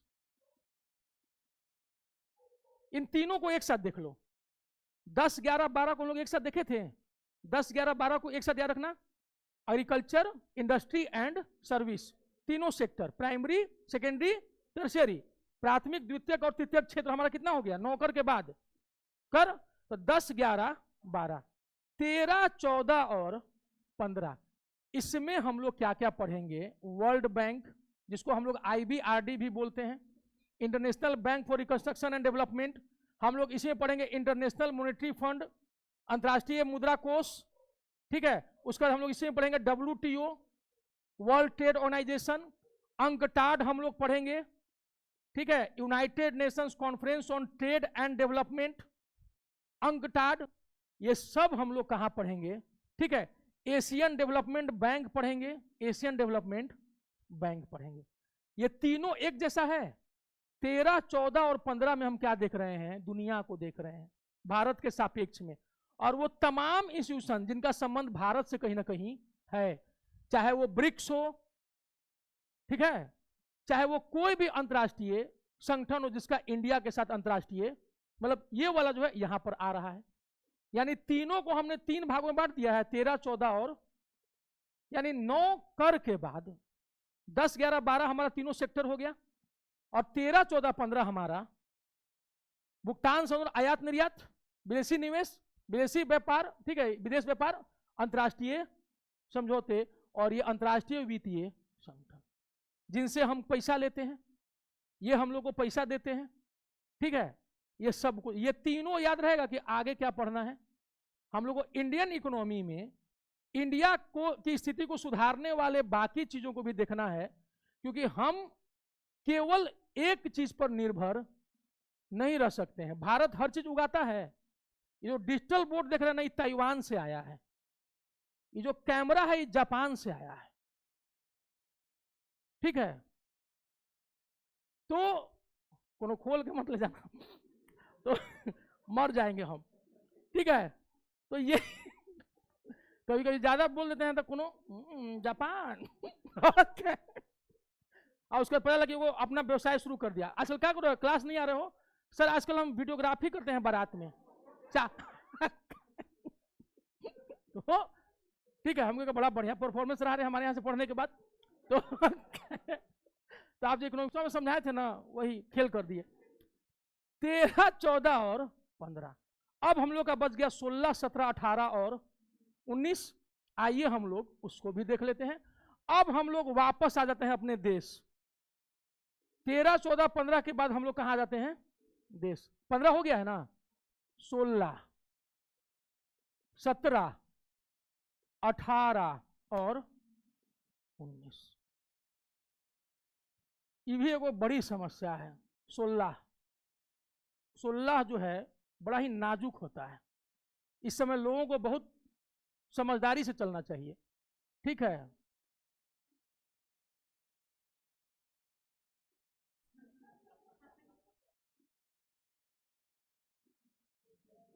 जन आंकिकी और जनगणना, डेमोग्राफी, ठीक है, जो पूरा होता है ना कि कितना जनसंख्या क्या है, सब क्या है, और सेंसस, भारत की जनसंख्या कितनी बढ़ी, कितनी घटी, गांव में कितनी बढ़ी, शहरों में कितनी बढ़ी, क्या दर है, ये सब किसमें है? 16 में। ठीक है, यहां सावधान रहने की जरूरत है, इस चीज को क्या करना है, कम करना है। ठीक है, तो डेमोग्राफी सेंसस। अब मान लो कि लोग तो पैदा हो गए, अब क्या किया जाए, मार दिया जाए? नहीं, हम लोग रूस के जार की तरह नहीं ना है। गरीबी खत्म करने के दो रास्ते होते हैं, गरीब को मार दिए, गरीबी खत्म, या गरीबी को खत्म करने के लिए कुछ प्रयास किया जाए। भारत सरकार के साथ एक बड़ी समस्या क्या है, लोग तो आ गए हैं, स्किल्ड नहीं है, और स्किल डेवलपमेंट बहुत।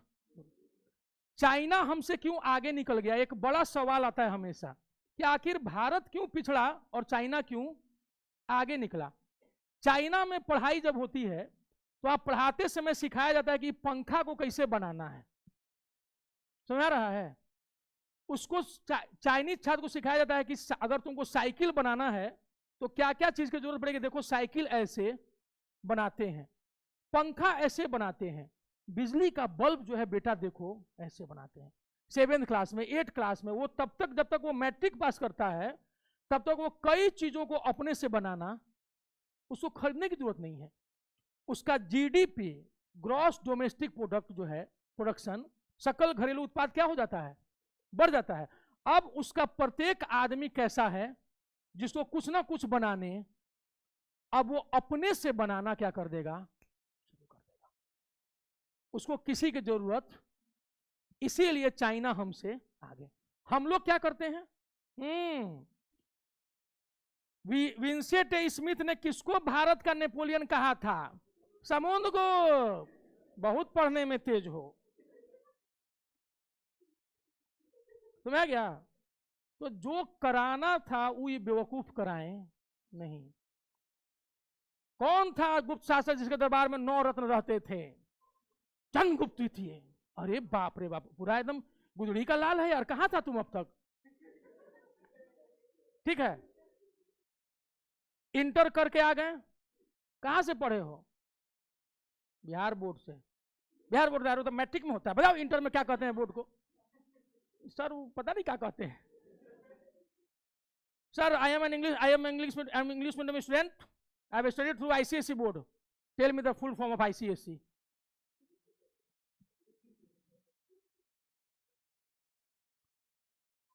क्या आता है, 12th पास करके आ गए हैं, आ गए 12th पास करके। हाँ, पटना जब आता है पहली बार छात्र 12th पास करके, तो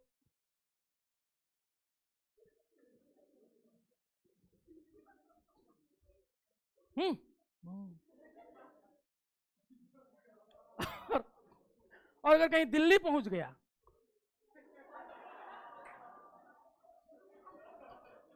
ठीक है, तो हाँ वही भैया, हाँ वो गांधी विहार जाना था, किधर जाना है, उधर उधर जाना है। बिहारी को मैंने बेवकूफ बना दिया, जाना था गांधी विहार, मैंने भेजा इंदिरा विहार। हम लोग भैया ये गांधी विहार नहीं आया, बेहुदा कहेंगे इंदिरा विहार ना है रे, गांधी विहार। अब फिर बिहारी चल।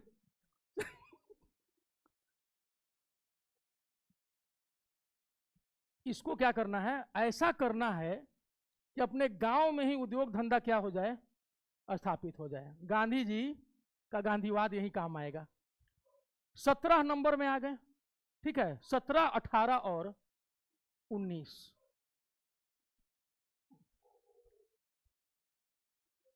हाँ भूल गए, ये है ग्रामीण विकास, बता दे रहे हैं, और नगरीय विकास। अभी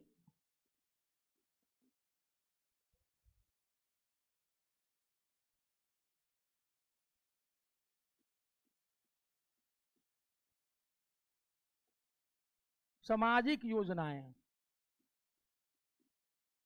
सामाजिक योजनाएं। जब जनसंख्या ज्यादा होगी तो गरीबी और बेरोजगारी होगी। ऐसा सब फंसा हुआ है ना कि जाएगा कहां।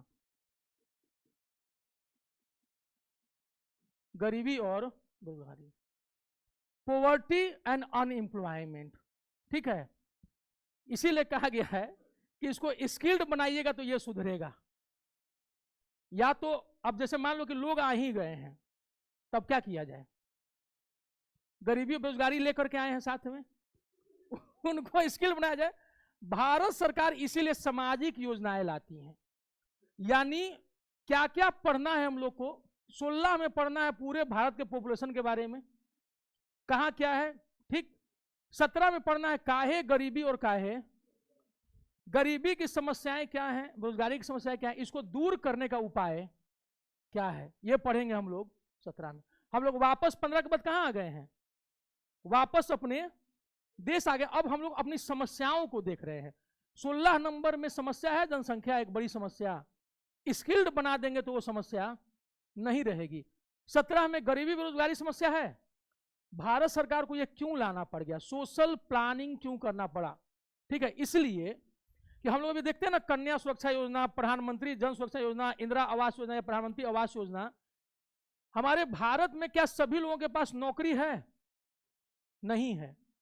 उन लोगों के लिए जो अनऑर्गेनाइज्ड हैं, जो लोग संगठित क्षेत्र में नहीं है, उनके लिए सामाजिक सुरक्षा की योजनाएं, ठीक है। आपके लिए हम आवास देंगे, आपको हम मनरेगा के तहत लाएंगे। समझ में आ रहा है? ये सब कुछ हम लोग कहां पढ़ेंगे? भारत सरकार की जितनी भी योजनाएं हैं मेन, उन सबको हम लोग कहां पढ़ेंगे? इसमें। अब समझ आ रहा है कि ये किससे जुड़ रहा है? जनांकिकी हम लोग ज्योग्राफी में भी पढ़ते हैं, हम लोग यहां भी पढ़ेंगे। हम लोग सामाजिक योजनाएं प्रतियोगिता दर्पण में पढ़ते हैं, करंट अफेयर्स में, हम लोग यहां भी पढ़ेंगे। गरीबी बेरोजगारी को समझेंगे, उसका कर्व समझेंगे कि क्या क्या है। और लास्ट में है ग्रामीण विकास और नगरीय विकास। हम लोग पंचायती राज देखें और नगर पालिका, ठीक है। ये सब कुछ हम लोग कहां पढ़ेंगे? यहां पढ़ेंगे। टोटल 19 टॉपिक हुआ। ये पूरा टॉपिक में इससे हम लोग रूबरू हैं। जब हम लोग पढ़ेंगे तो आसान हो जाएगा। ये भी ठीक है, सिंपल देखना है कि केंद्र सरकार और बिहार सरकार ने हर घर नल योजना, ठीक है। तो जितनी योजनाएं हैं ये सब कुछ शुरू है। गरीबी बेरोजगारी समझ पाएंगे कि नहीं समझेंगे? गरीबी क्यों है, कितने प्रकार की बेरोजगारी है, प्रछन्न बेरोजगारी, ये सब है ना, मौसमी बेरोजगारी, चक्रीय बेरोजगारी, ये सब हम लोग को कहां पढ़ना है? यहां। जनांकित जनगणना हम लोग ज्योग्राफी में पढ़ते आए हैं, यहां भी पढ़ेंगे। पीछे जाते हैं, ये तीनों, ये सब नाम सुने हैं ना, वर्ल्ड बैंक, विश्व बैंक, नहीं सुने हैं तो सुन लेंगे धीरे धीरे, ठीक है। IMF, अंतर्राष्ट्रीय मुद्रा, ये अंतर्राष्ट्रीय संगठन है जो आपको धन देते हैं, जो आपको कौन किस प्रकार का धन देता है, क्यों देता है, कैसे देता है, ये सब यहां समझेंगे। विदेशी व्यापार, विदेश व्यापार, हम लोग दुनिया के देशों के साथ व्यापार करते हैं, हम लोग के पास भी चीजें आती हैं। और अंतर्राष्ट्रीय समझौते जिससे हम लोग बंधे होते हैं, जैसे कि पहले गैट था, बाद में उसके बाद WTO आ गया, हम लोग बंधे हुए हैं WTO के समझौते से, ठीक। हमारा संविधान का अनुच्छेद 51 कहता है कि भारत सरकार यदि कोई अंतर्राष्ट्रीय समझौता करे तो उसका सम्मान करना प्रत्येक राज्य का कर्तव्य है, कि हम लोग उससे अलग नहीं हो सकते। और ये भुगतान संतुलन और विदेशी निवेश, कितना पैसा आ रहा है और कैसे वो तेजी से भागता है, ये सब कहां पढ़ेंगे हम लोग?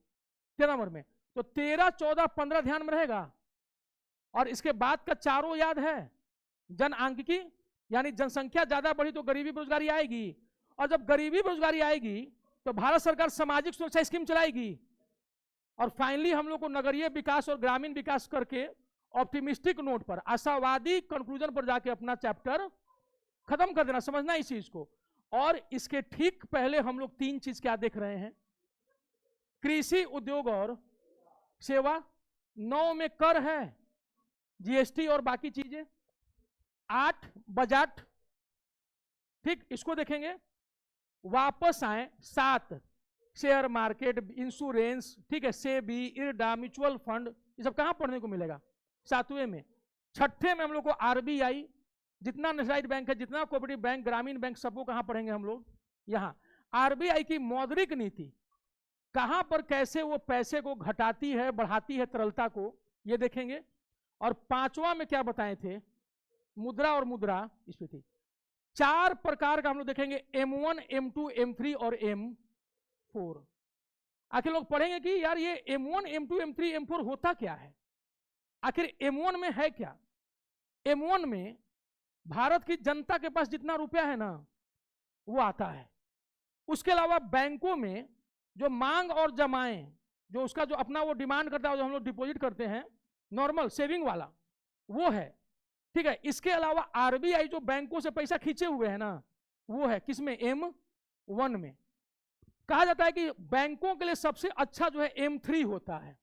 काहे भाई, क्योंकि M3 में M1 के साथ बैंकों में फिक्स डिपॉजिट होता है। तो बैंक को सबसे फायदा किसमें होता है, सेविंग्स में कि फिक्स डिपॉजिट में। फिक्स डिपॉजिट में आप 5 साल 10 साल 15 साल 20 साल के लिए पैसा जमा कर देते हैं, तो बैंक को सबसे ज्यादा फायदा कब होगा, फिक्स डिपॉजिट में। और फिक्स डिपॉजिट किसमें आता है, M3 में। तो आपसे क्वेश्चन पूछता है कि मुद्रा का जो हम लोग माप करते हैं M1, M2, M3, M4 4 पैमाने पर, उसमें बैंकों के लिए सबसे बढ़िया कौन सा M है, M3। पूछेगा काहे M3 सबसे बढ़िया है, क्योंकि उसमें M1 प्लस फिक्स डिपॉजिट शामिल है। आई बात समझ में।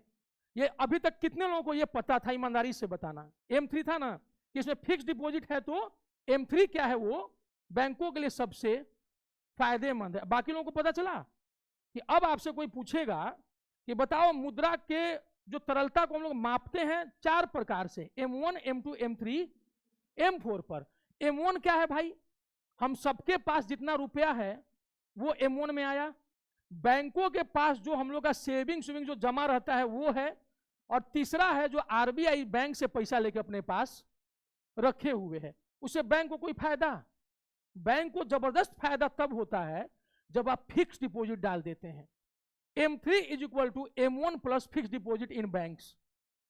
इसलिए M3 जो है बैंकों के लिए सबसे अच्छा होता है। और आप फिक्स डिपॉजिट डाल दिए, अपना पैसा कहां डाल दिए, बैंक में। आपके पास तो पैसा खत्म हो गया ना, यानी आपकी तरलता, लिक्विडिटी, पैसे का प्रवाह क्या हो गया, आपके पास कम हो गया। सबसे ज्यादा पैसे की तरलता M1 में होती है, क्योंकि उसमें जनता के पास पैसा रहता है। ठीक है, ये एकदम सिंपल चीज है इकोनॉमिक्स। हम लोग जो डरते हैं ना M1, M2, M3, M4 देख करके, वो डरना बेकार है। M2 में क्या आ जाता है, M1 प्लस डाक जो है, पोस्टल डिपार्टमेंट में जो थोड़ा पैसा जमा रहता है ना कुछ प्रकार का सेविंग्स, वो आ जाता है डाक वाला। और M4 में आ जाएंगे तो M1 जितना M3 में है वो सबका सब, अब प्लस डाक विभाग में NSC जो एक राष्ट्रीय बचत सर्टिफिकेट होता है उसको छोड़ के बाकी सब पैसा। तो सबसे ज्यादा तरलता रहती है M1 में और सबसे कम तरलता रहती है M4 में। तो M1, M2, M3, M4 में जैसे जाएंगे हम लोग के पास पैसा कम होता जाएगा। जनता के पास सबसे ज्यादा पैसा M1 में होता है। ये धीरे धीरे समझाएंगे, अभी सिर्फ हम लोग इसको तोड़ रहे हैं। ठीक है, ये सब कुछ हम लोग कहां पढ़ेंगे, मुद्रा में या आरबीआई में, मौद्रिक नीति में पढ़ेंगे उसको। चौथा में हम क्या बताए थे, जितनी योजनाएं चली हैं 1 जनवरी 2015 तक योजनाएं, उसके बाद नीति आयोग आ गया है। योजनाएं कौन बनाता था भारत में, प्लानिंग कमीशन यानी योजना आयोग। और हम लोगों ने 3 कम यानी नेशनल इनकम तीसरा में, जिसमें हम लोग जितनी चीजें हैं जीएनपी, जीडीपी, नेशनल इनकम, ये सब कहां पढ़ेंगे, इसे पढ़ेंगे। और आर्थिक समृद्धि, आर्थिक विकास, ये सब दूसरे में। केवल मात्रात्मक वृद्धि करेंगे, ग्रोथ, क्वांटिटी, लेकिन साथ में क्वालिटी भी बढ़ाएंगे। आपको 100 रुपया दिया और 2 थप्पड़ लगा दिया, समृद्धि। 200 रुपया देके और खुश कर दिया, विकास, खुश हो। यानी वृद्धि के साथ जब क्वालिटी जुड़ जाती है समृद्धि के साथ, तो वो क्या बन जाता है, विकास। तो समृद्धि के साथ क्वालिटी, गुण का जुड़ना, गुणात्मक चीजें जुड़ जाएंगी तो वो क्या बन जाता है, विकास। समृद्धि, ग्रोथ और डेवलपमेंट में क्या अंदर, कहते हैं ना कि आजकल क्या हो रहा है जी, ग्रोथ तो है लेकिन साला डेवलपमेंट नहीं है यार। क्या है यार, पहले से तो ग्रोथ हुआ है लेकिन मन खुश नहीं रहता है। बस इसका मतलब होगा विकास नहीं हो रहा है। विकास इज ओवरऑल डेवलपमेंट, अंग्रेजी बोलना तो विकास बोलने जा रहे थे। विकास इज ओवरऑल डेवलपमेंट। पहला में क्या पढ़ना है, अर्थशास्त्र क्या है, अर्थव्यवस्था क्या है। आज का क्लियर रहा? लगभग 1.5 घंटे क्लास चल गई केवल सिलेबस बताने में, लेकिन ठीक ठाक दिमाग में आ गया? ठीक है, ऑनलाइन वालों समझ में आया? ये दिमाग में रहेगा ना? कल हम लोग कहां से शुरू करेंगे? अर्थशास्त्र और अर्थ, समझ में आ रहा है जी? दिमाग में घुसा कि नहीं? ठीक है, तो कल रट्टा मार के आना है 1900, 13, 14 और 15 विदेश है ना, 10, 11, 12 प्राइमरी सेकेंडरी टर्सरी सेक्टर, 9 कर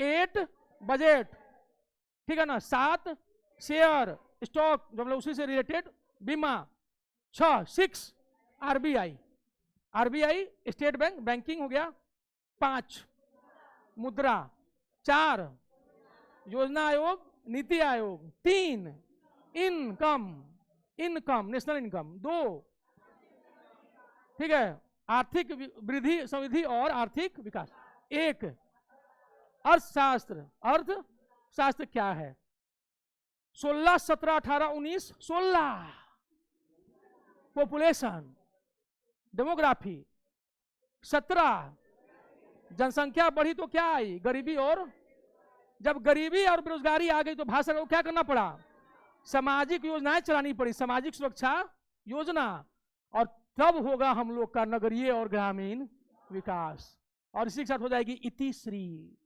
ठीक है, इतना समझ लिए तो इंडियन इकोनॉमी क्या हो गया, कंट्रोल में आएगा नहीं आएगा? आएगा ना। और इसको आपको अब किसी को भी समझाना है, आज जाके किसी को भी पकड़ लेना है, अगर इधर आओ तब बताओ इकोनॉमिक्स का सिलेबस बताओ इंडियन इकोनॉमी का, ठीक है, कहाँ पढ़ता है, तो हम फलानवा सुपरस्टार के यहाँ पढ़ते हैं। अच्छा ठीक है, मास्टर साहब पूछ के बताओ कल सिलेबस पर लाइन से, ठीक है, पूछिएगा कि पहले तो हमारा इंडियन इकोनॉमी पूरा सिलेबस बताओ पहले, उसके बाद बात करिए हमारा से। और उसे पूछेगा बताओ तो बैंकों के लिए सबसे अच्छा कौन एम होता है, M1, M2, M3, M4, M3 काहे, क्योंकि हाँ, क्योंकि M1 plus fix deposit M3 में है, और जब बैंकों में फिक्स डिपॉजिट करेंगे तो उनको सबसे फायदा होगा। क्लियर हुआ? ठीक लग रहा है ना इकोनॉमिक्स, इंडियन इकोनॉमी? इसको एकदम पढ़ जाना है, पहले 1900 टॉपिक कल रट्टा मार लेना है, पहला 10-5 मिनट हम पूछेंगे इसमें क्या है उसमें क्या है, ताकि हमारा स्टूडेंट जब कहीं जाए तो उसको इकोनॉमी से डर अब ना लगे। समझ आ गया? हमसे लगे और पूछेंगे। चलिए ठीक है, अब पहला बार ऐसा इकोनॉमिक्स पढ़ा रहे हैं सर, पहला बार। अब ठीक है, यस सर, पूजा भारती, धनंजय राय, हाँ सर ठीक है, कौशल वर्मा जी ने भी, तो ठीक है, अब छोड़ दिए, अब आप लोग जगह पकड़िए, अभी हम